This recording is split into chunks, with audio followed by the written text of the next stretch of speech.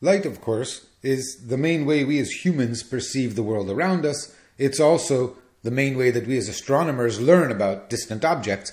The nature and the properties of light are going to be extremely important to us. And the first of these is the speed. So light carries energy away from the sun to Earth to warm us. And the speed at which light propagates is huge. It's about 3 times 10 to the 8th meters per second.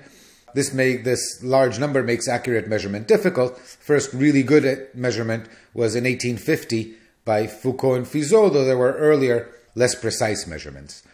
Now, in a classic experiment in 1670, our old friend Newton made the discovery that the sunlight, white, colorless light from the sun, in fact contains all colors of light.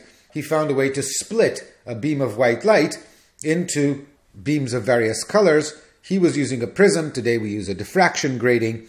And he conjectured that the nature of light was a stream of particles. Of course, he had all the mechanics know-how to understand a stream of particles. Light moved in straight lines, like particles upon which no forces act, moved at a constant velocity. It seemed a lot like mechanical particle model of light would be likely.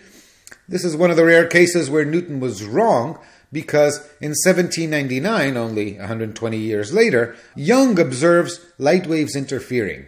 So he makes the observation that you can take light and you can construct these interference effects where light waves add and subtract and you get nodes. This interference was a hallmark of wave phenomena, so Newton for once was actually wrong. Light is a wave. But never count Newton out. We'll come back to this point in the next clip. And that same Young, 3 years later, shows that our eyes, while they are extremely accurate in giving directional perspective, so they tell us very precisely which direction light is coming from, that's how we construct our image of the world, are in contrast relatively poor as Fourier analyzers, unlike our ears, which can distinguish a great variety of sounds and hear several simultaneous tones and distinguish them. Our eyes are a very poor Fourier analysis machine. They only are sensitive to the relative intensity of 3 colors, red, green, and blue, and we'll see in a minute what that leads to. What we're going to do is an experiment somewhat similar to what Newton did. So we have here a beam of white light, and we're going to put a diffraction grating in front of it, and the diffraction grating splits the white beam so that the white stripe in the center is somewhat dimmed, and on both sides we find the familiar rainbow structure. And so we see a stripe of red flaring to orange and yellow and green and into blue and violet. And we can see what happens when we put a filter in front of the light. We get red light, and when we feed red light into the diffraction grating, what we see in the spectrum is that the green and the blue are missing. Similarly, when we feed green light into the diffraction grating, the blue and the red are missing and only green light comes in. So the diffraction grating is not coloring the light, it is deflecting whatever green light it gets to that region.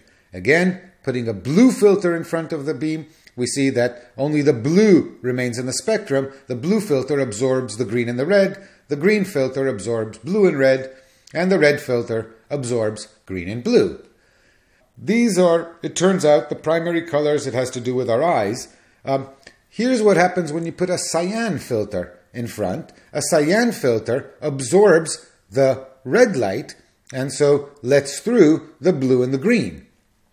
Similarly, if we use a magenta filter absorbs the green, letting through the blue and the red. So what we see as magenta is blue light and red light. There is also, we can put a yellow filter in, and this is important. We see that what we perceive as yellow light is, in fact, light that is missing its blue. The green and the red are present, the blue is absent, and we see yellow.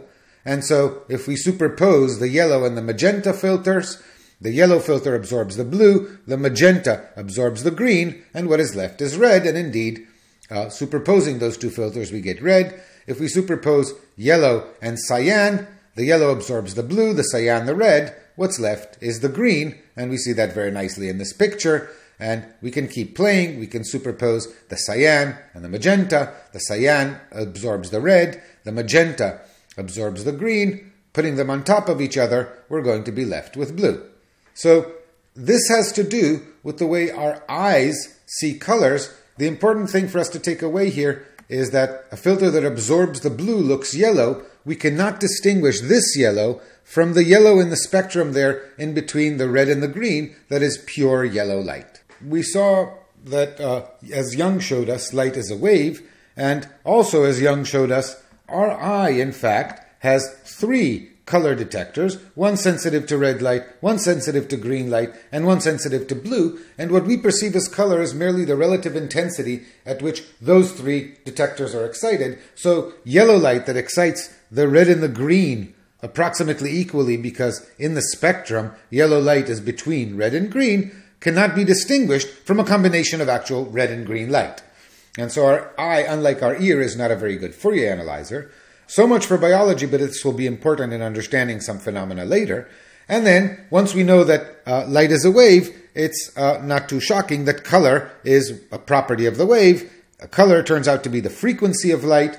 Visible light has a frequency of order 10 to the 14 hertz. Even at the rather high speed of light, we can compute the wavelength is pretty short. It's between 400 and 700 nanometers. A nanometer is a billionth of a meter, 10 to the minus 9 meter, and these are the units in which typically we measure the wavelengths of visible light, at least in astronomy.